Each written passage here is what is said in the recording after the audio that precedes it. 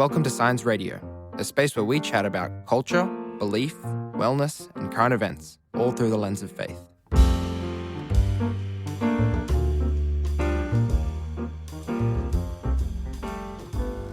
Welcome back to another episode of Science Radio. My name is Jesse, and today I am not alone. I am very happy to introduce my co-host for the day, Zanita. Welcome, Zanita. Thank you. Yeah, drum roll. Drum roll. I'll make sure to insert that in post. That's fun.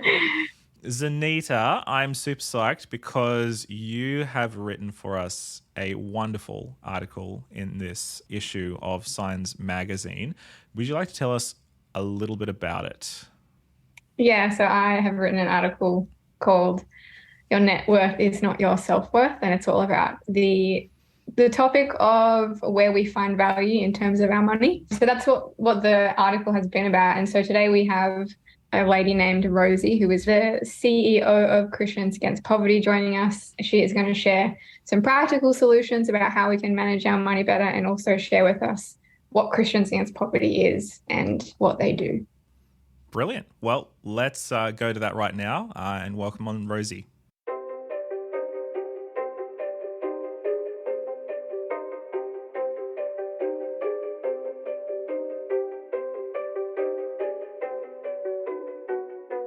All right. Well, welcome, Rosie. It's great to have you. Thank you for having me. We are super excited today to talk to you about money. Money is such an important topic, and it's one that we're focusing in on especially for this particular issue. There is an article that Zanita wrote for us about money and money mindset, but we thought, hey, let's get an expert in on the podcast, somebody who deals with not just money, but the way that money affects people's lives on a really, really deep level. So for those of us who aren't familiar with Christians Against Poverty, which is the organization you work for, could you tell us a little bit about it and a little bit about you and where you fit into it? Yeah, thank you. I mean, I totally echo all of your sentiments. I think money is a massive issue and something that we should be talking about more often. We don't talk about money often enough, I think, and how that intersects with our faith, probably most importantly. But yeah, I mean, I lead an organisation called Christians Against Poverty, commonly shortened to CAP. And as an organisation, we're here to strengthen the church, to equip them with practical solutions to move towards people that are in financial distress. And we talk commonly about a term we say is walk alongside. And I'm sure this will come out today, that people that are in acute financial distress and wanting or needing to wrestle with this conversation of finances. Yes, there is normally an issue of not enough income, but it's kind of a holistic issue in terms of people's relationships, how it's affecting them, and having someone to walk alongside them for the journey is really important. And so as an organisation, we exist to give the church the confidence to be able to do that well, and to be able to do that kind of following best practice. You know, money is a complex thing in itself, and it's important that the church, even with the best of intentions, actually moves towards that conversation in the right way, also does that with Jesus at the centre. So that's what we're passionate about, and that's what we are here for, is essentially we do lots of different things, but all focused around equipping the church and empowering them to have a positive influence in this area of money in people's lives and in their community. That's really awesome. I love how you said that the theme is like walking alongside, or the focus is walking alongside. We don't get that much education about money in school. We learn about maths, but not necessarily like how to steward our money well. And then we kind of just thrown out into the world, and it's like, what do I do? And so that's really cool. But I know Christians is in your name, but is this like, are your services available to like all people as well? And is it an Australian thing or a worldwide thing? Or? Good question. So yes, our services, or kind of our partnership with the church, means that it's accessible to anyone that wants and needs the service. And really, Christians is in our name because it's geared at giving the Christian community the skills that they need to help people. And so predominantly people that are being kind of accessing services and walked alongside, we call it money mentoring, and they're being given a money mentor from the church, often aren't Christians, but the person that they're meeting with that is the kind of volunteer normally is a Christian that is based in a church. In terms of us as an organisation, we're CAP Australia, function here nationally across all states, and I'm really passionate about equipping the church, capital C, cross-denomination, in unity around this conversation of money and how do we walk alongside people effectively.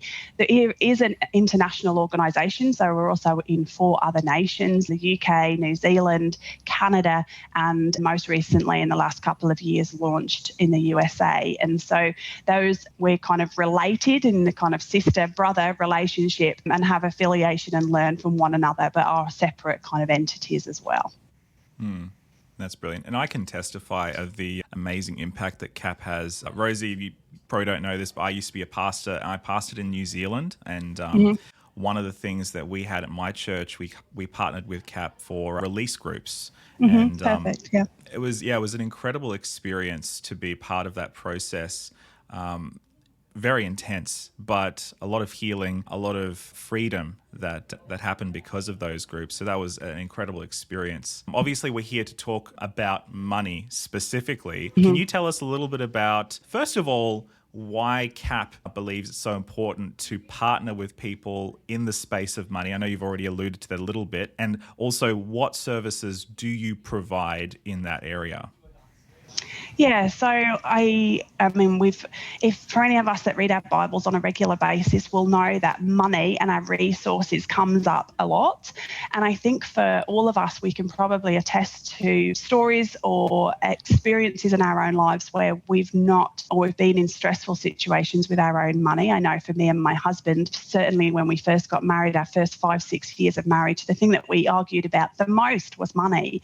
And I suppose both the biblical story and narrative combined with my own personal experience and the experience of many across the nation as we minister with CAP will tell us that the relationship with money and our spiritual health is interlinked, that you can't kind of look at your spiritual health without looking at your financial health and vice versa, that it's very difficult to have a conversation around your money without also talking about your identity and what you value and how you spend your money.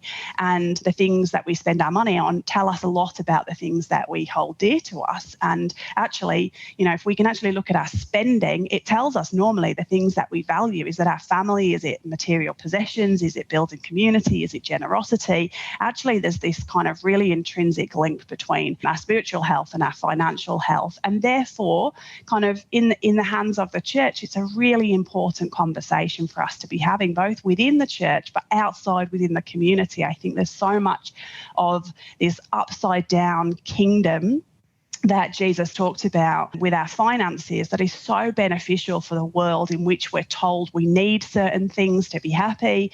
We're told that we need to live a certain life to have fulfillment, and all of those things aren't true. We can be content with a lot or a little, and actually we're called to lives of generosity and community with one another. And those kind of fundamentals can transform both our own lives, but the lives of others. And so it's something that we're super, super passionate about.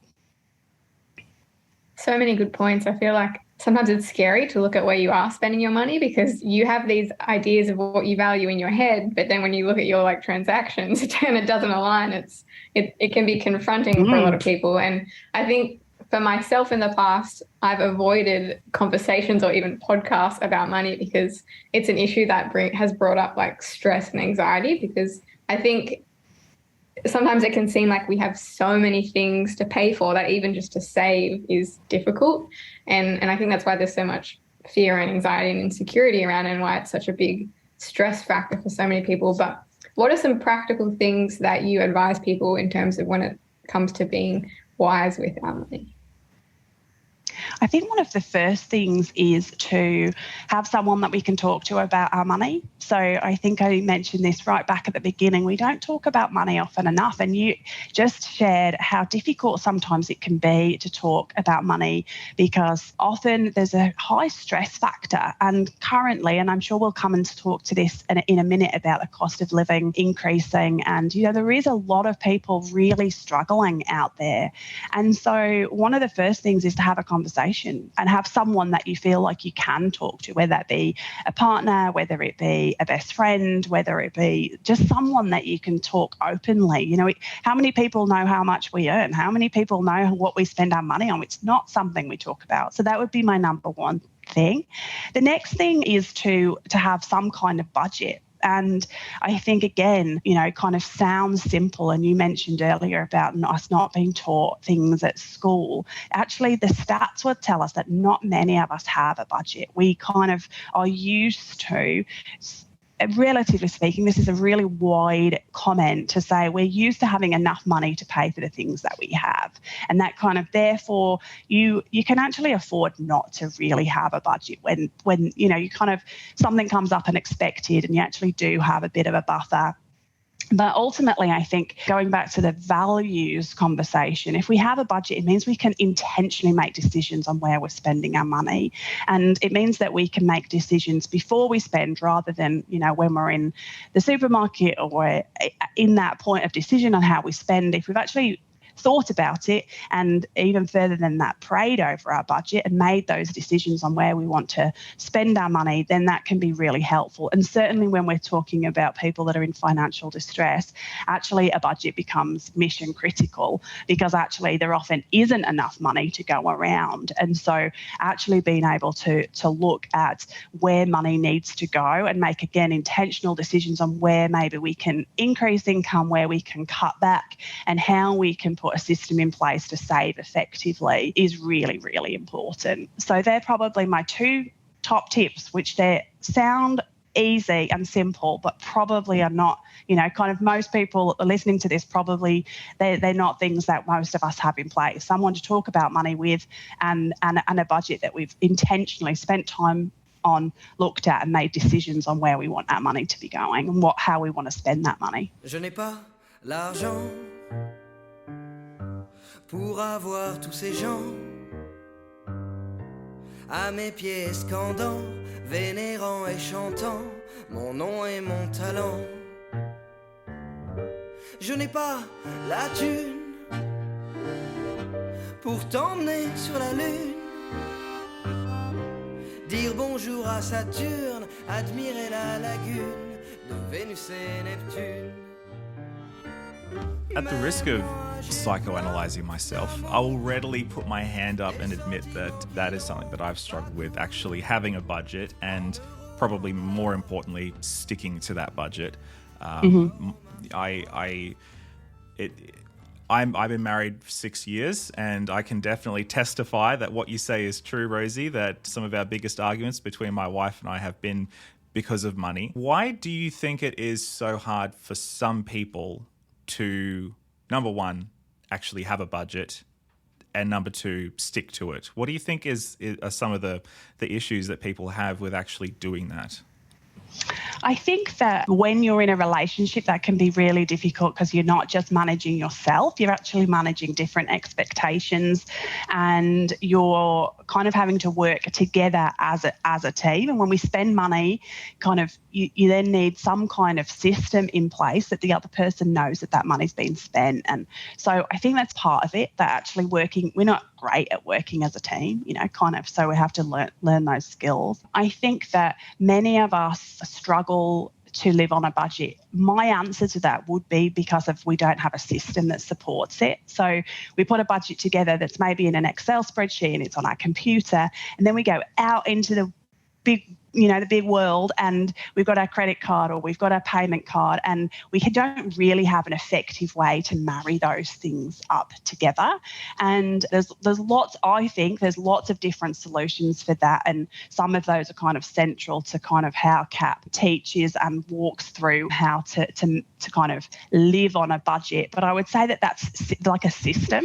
So it's maybe the second stage that comes after putting a budget together is, do we have an effective system whether that be weekly cash system, whether it be using an app with open banking so that we can effectively monitor our spending. There are, I would say, 3 or 4 really successful systems out there that people can use, but I think that maybe we miss that step would probably be my kind of gut. And then I kind of touched on this earlier. I think that maybe a lot of us know that maybe we know that we'll be okay if we don't stick to the budget, kind of there is that buffer. And so some of the best budgeters I know are people that are on low incomes. And so actually they've got a lot to teach us about how to manage our money. That's interesting. I'm not an expert, but I would assume that it's also because we live in a society that's like the more you have, like the better kind of thing. And so I think it's also that draw of like we don't discipline ourselves maybe when we're in that low income, and we just have this mentality that the more we have, the happier we'll be. And so we just like see something and we just buy it. Yeah. Like, I don't know. Would that be right as well? Absolutely. I agree. And I think that probably speaks to the same, like in that we probably can get away with spending that. So we feel it and we'll maybe feel guilty about it after, but we kind of get away with it. And it's when situations like at the moment with mortgage increase rises and employment not kind of keeping up with that, and, kind of basically across the board living expenses increasing, that I think that I'm, kind of hopefully that starts this conversation of how can we do that better. But I totally agree with you. I think we live in a world that tells us we need certain things to be happy, certain things for our kids to be happy and provided for, and we live in a society that tells us we need that now. We are not programmed from a culture perspective to wait for things, and that then means, and we normally all have the means through a credit card or some kind of way to buy things now and not need to wait. Society has changed a huge amount over the last 40 years in that regard, and so I think we're fighting against that tide. We're fighting against the marketing that lands in our doorstep all the time. We're fighting against the kind of culture that our children are growing up in, et cetera, et cetera. And so, I think that that's, again, why conversation is so important, because I think when you have conversation, you actually have intentionality rather than just kind of flowing along with the natural tide of culture.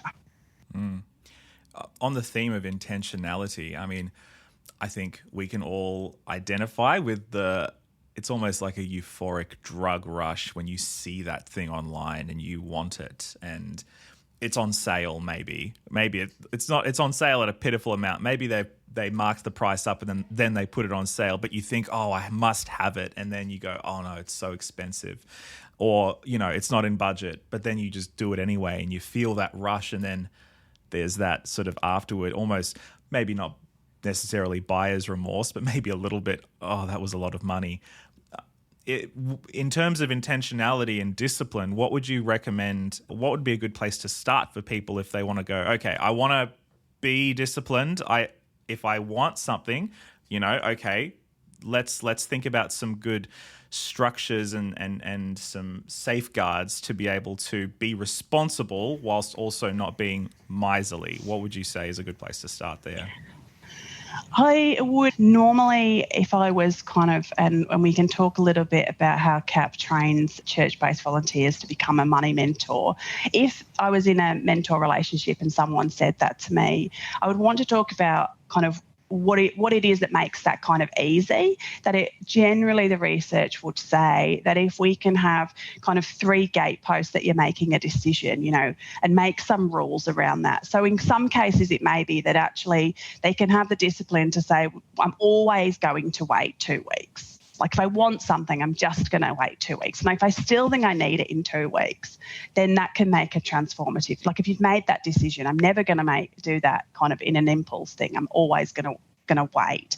And it's amazing what time can do. It's like in 2 weeks' time, do I still think that that's important to spend that kind of sum of money on that item? For some people, actually, accountability is a really important thing. So it becomes kind of actually, if I've got to have to tell someone else that I bought this, how is that going to go?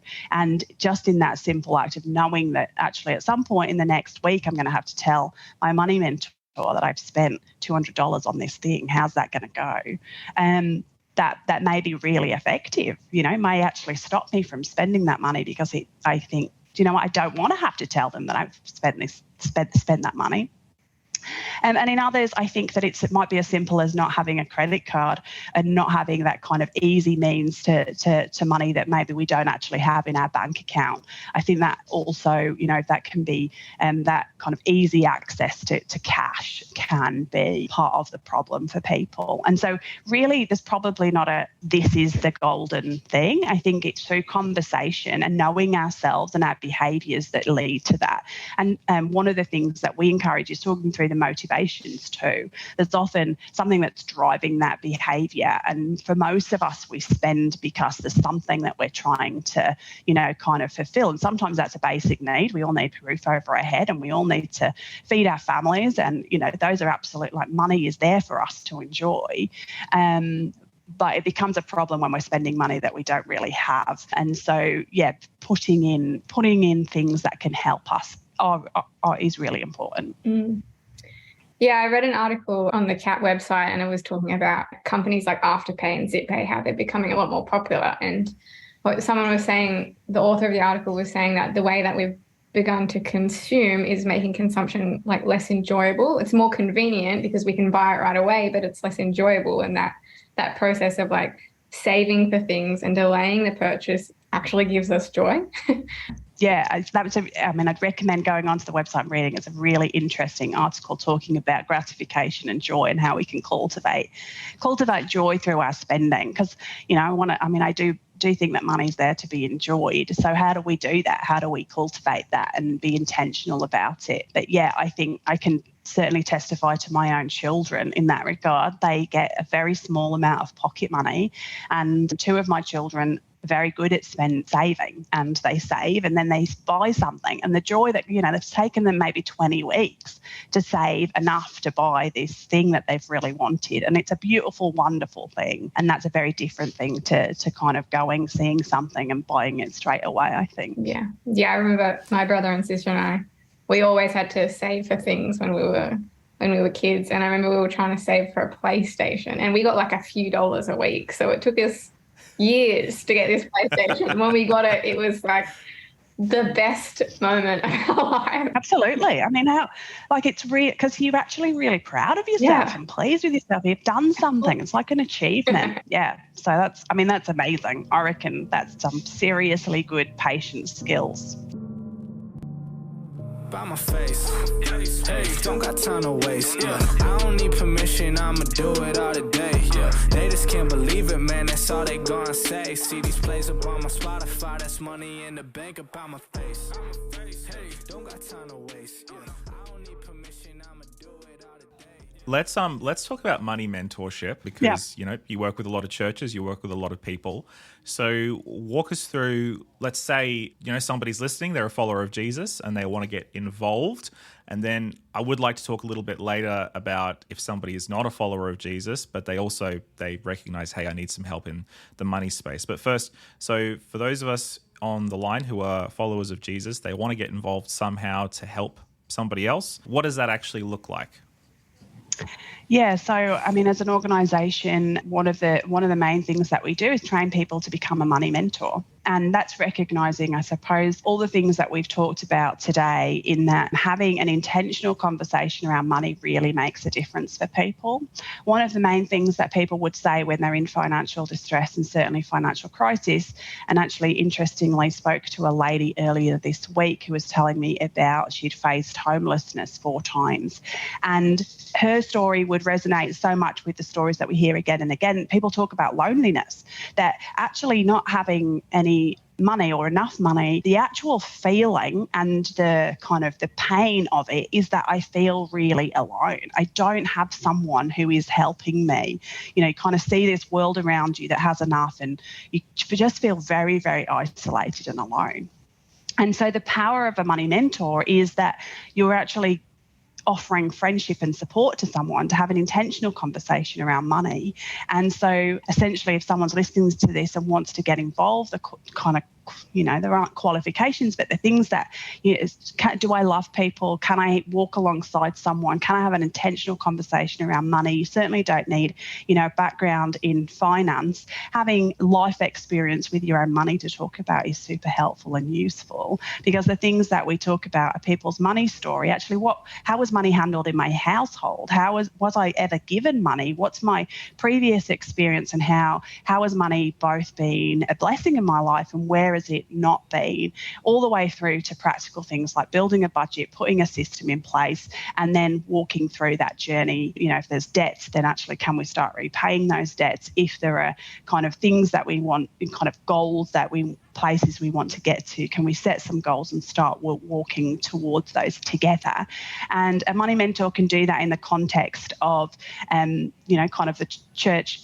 That's something that they do more as kind of a ministry. It might be that a church is already, maybe, churches are really good at doing kind of crisis support. So it might be a food bank or an op shop or a meal once a week. Actually, a money mentor coming alongside a ministry like that to provide actually a kind of ongoing support for someone, so that you're not just giving kind of a handout, you're actually walking alongside someone so that they can see a change in their financial situation and hopefully move from financial distress to financial freedom. Also, we're training a money mentor to work in a group context too. So can we walk alongside 6-10 people at the same time? Maybe, it might be a group of single mums, might be a group of newly marrieds, actually have an intentional conversation around money and how we're handling that. And to do that in a group context can be really powerful too.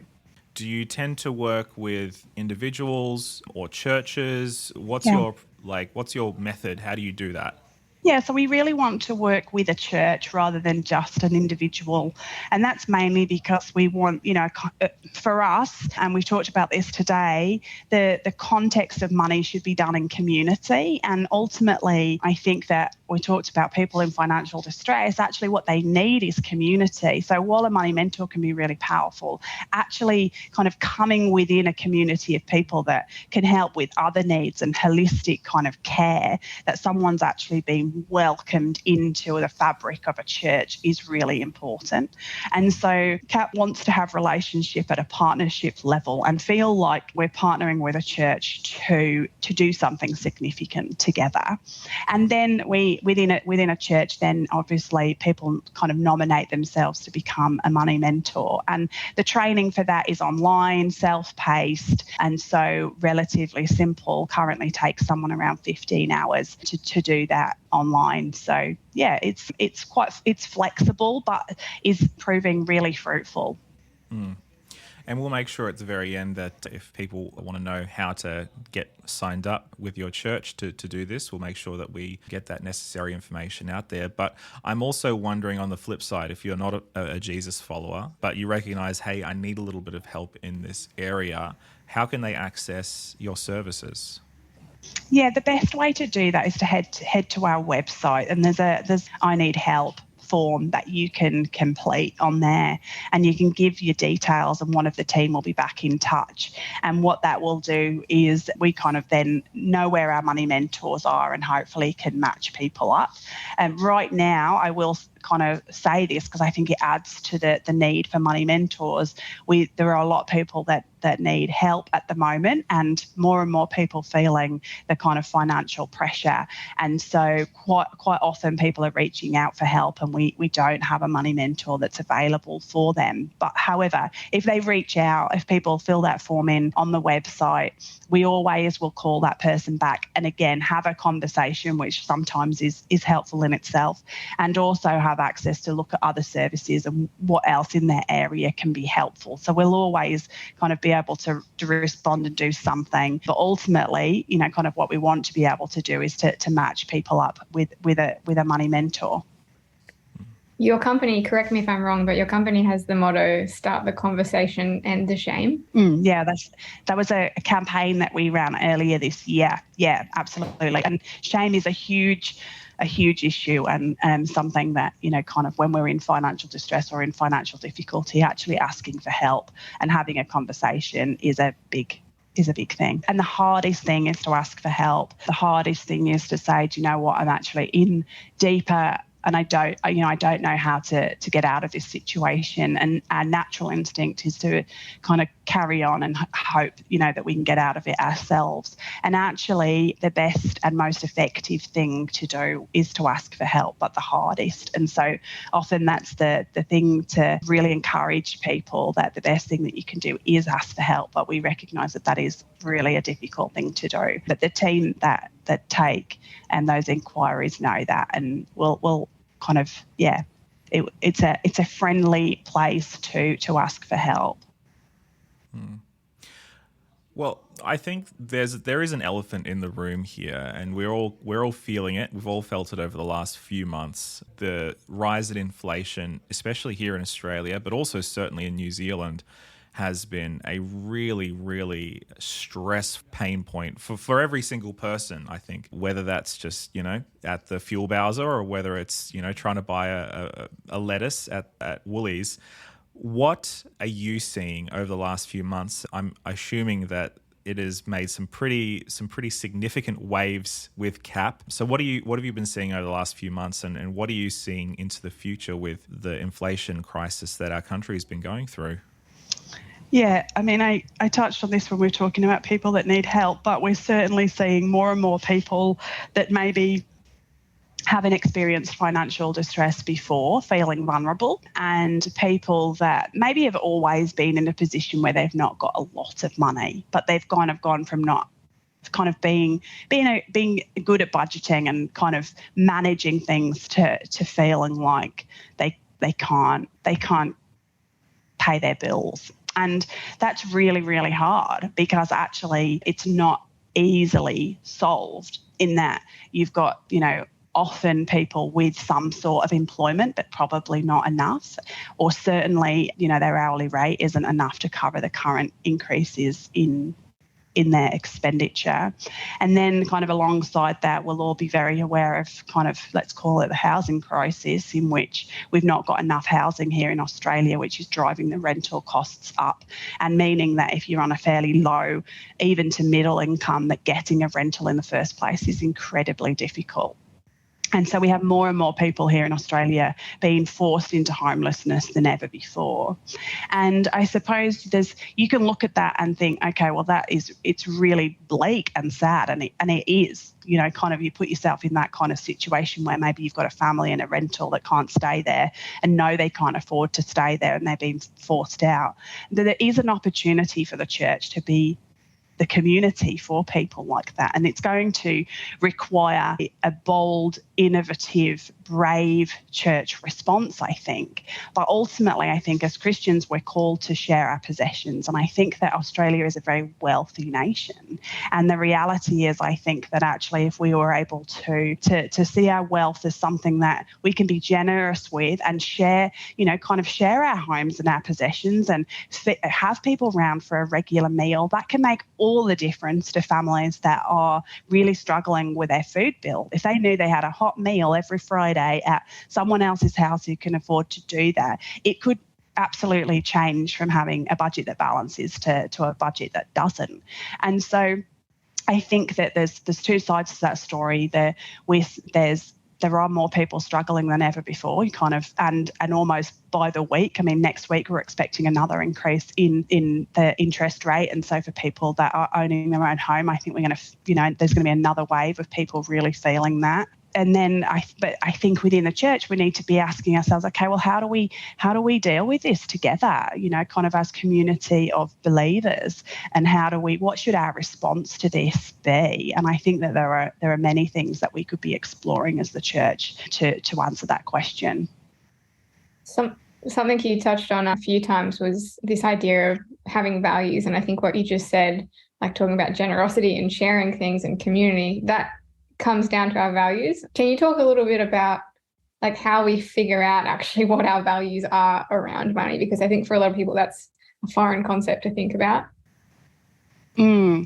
I think probably the way I would encourage people to start with that is to kind of not make it a money conversation. It's actually, I think we touched on this again earlier, that we don't naturally do that, and we don't always see those as the same kind of conversation. So I would encourage someone to start, with a blank piece of paper. What do I value? And I think that that's maybe an easier conversation in that, okay, so most people probably in the top of their head would say, okay, well, I value my family, I value my work, I value living generously, kind of actually, can I write these things down? Are the 5 top values that I have that I want my life to reflect? I think people would find that maybe challenging, but if you start there, it feels easier. The next and much more conflicting conversation is to say, okay, well, does my budget reflect that?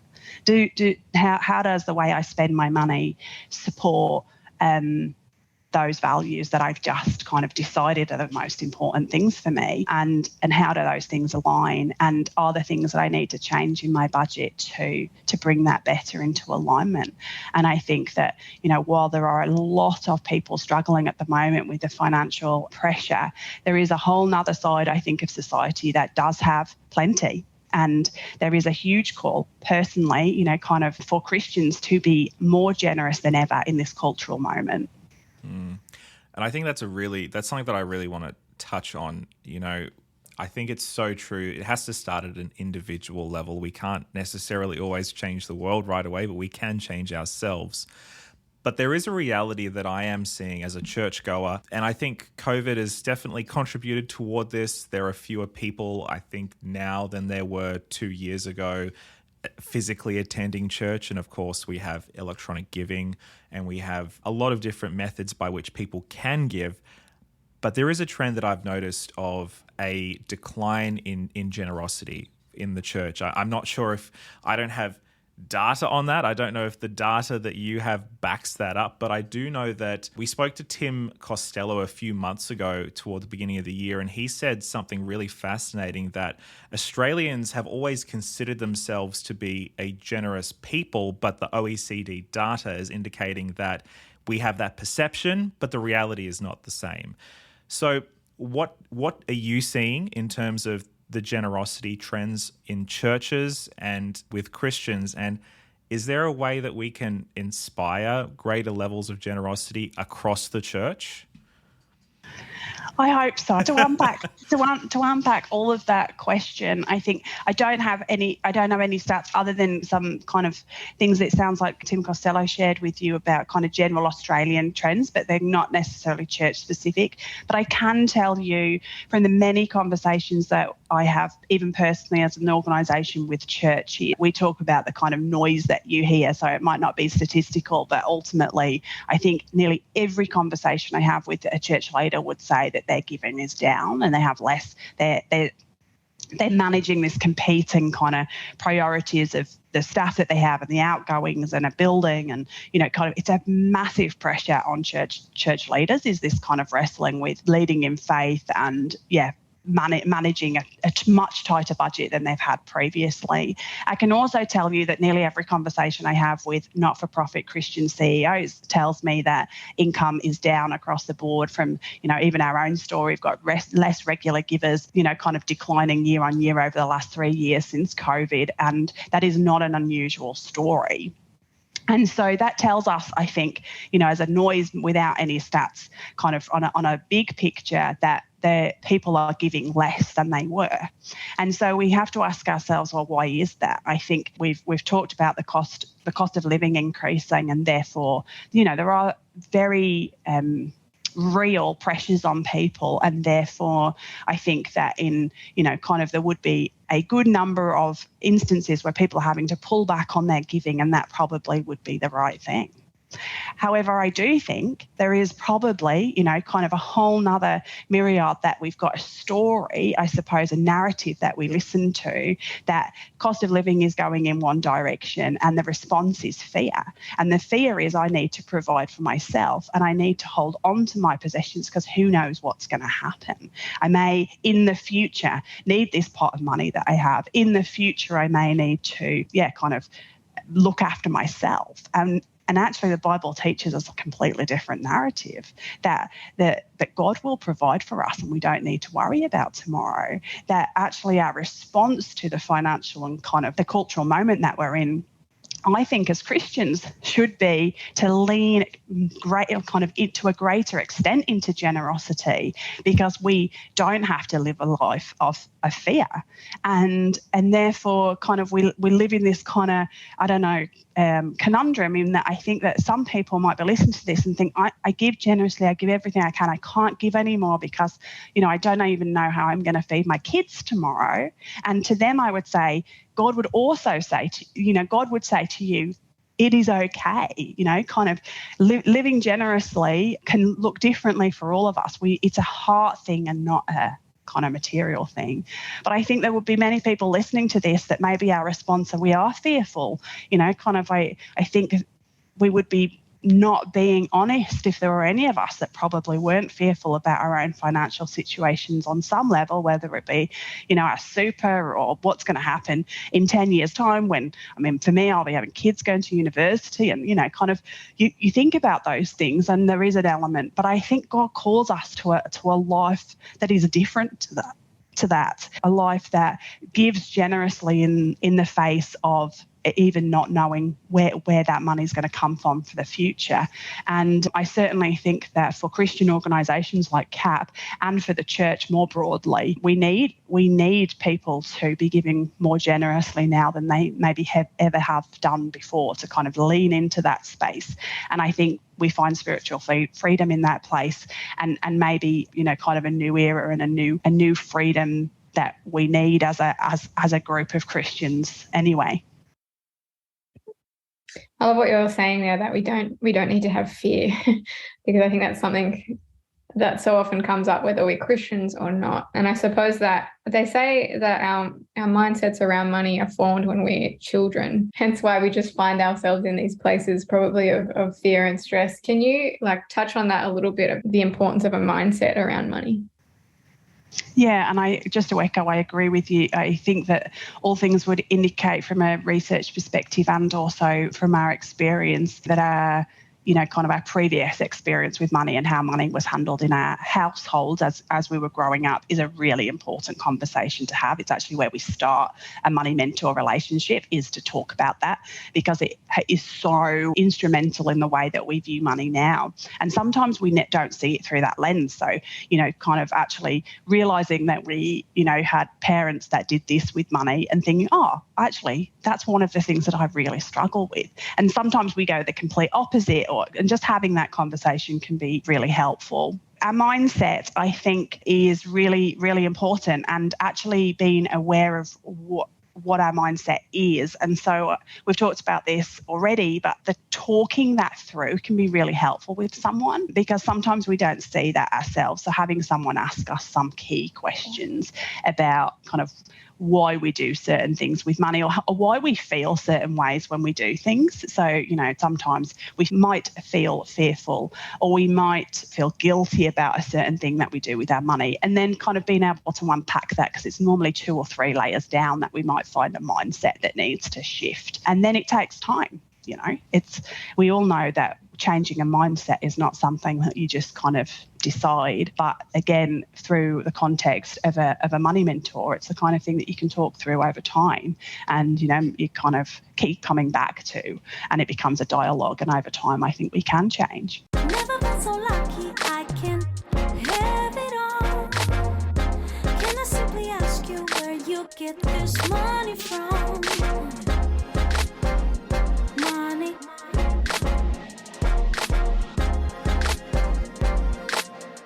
As a pastor, I've been part of churches that have had budgets of 100,000 plus. I've been, part of churches that have had budgets under 20,000 in a year.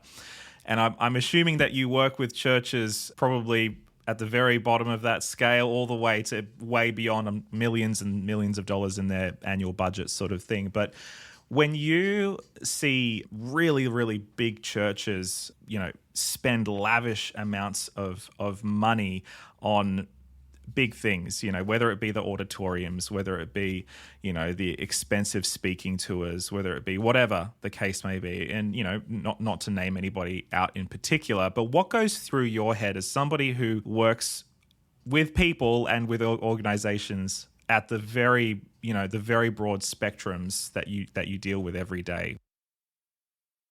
I think that what you say is true in that the difference can sometimes be confronting. So, the fact that I know that there are churches that have very, very tight budgets, and I know that there are churches that have much bigger budgets.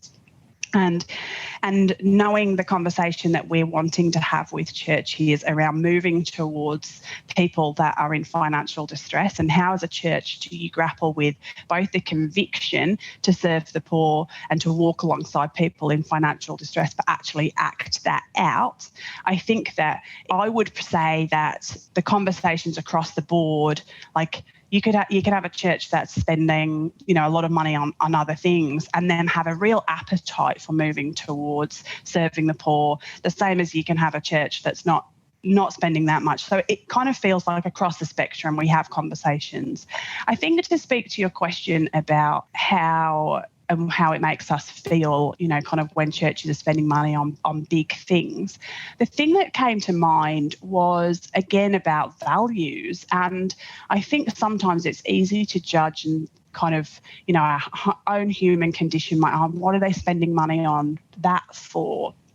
My encouragement, if I was invited into a conversation around spending in a church, which, kind of globally I'm not, would be to say to churches, I would love for them to do the same thing that we were just talking about with values, that I think that it's absolutely okay to spend a lot of money on something if it aligns with your values as a church. So actually, if as a church you've got a mission to do a certain thing and your spending is in line with that mission, then I think that that's the right thing to do. But I think that the same in our own budgets, I would expect that churches, if they did that exercise and looked at what are our values, what's our mission, what's our vision, and then what's our budget as a church, do those two things align? I think the same with our own financial situations. There will probably be disparity there. And so it's a conversation I think that we should be having at an organisational level, a church level and a personal level,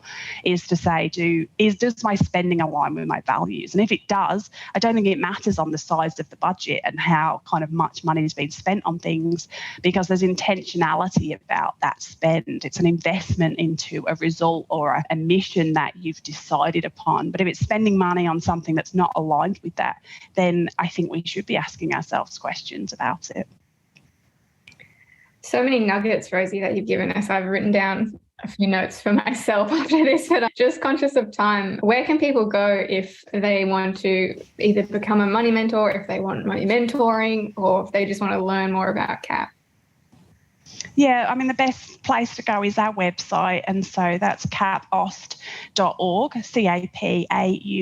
capaust.org, and there's various different things on there. You'll find some blog posts which we've talked a little bit about today, which can be, written by various different people, real experts in the field of some of the things that we've talked about today. So that can be, if you just want to kind of immerse yourself in some other interesting thoughts around money and our faith and this whole area that we've talked about today, that can be a really great place. You can also ask for help. There's an inquiry form on there. There's also a place that you can find out more about becoming a money mentor and what church partnership looks like. And so that would be the best place for people to kind of direct themselves to.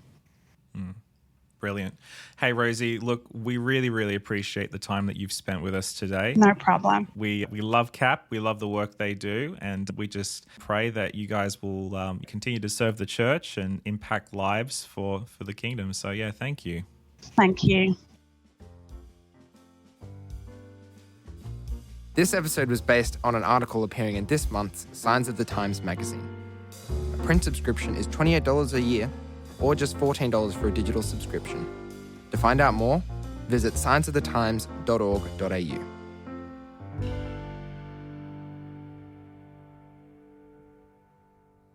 This is an Adventist Media podcast.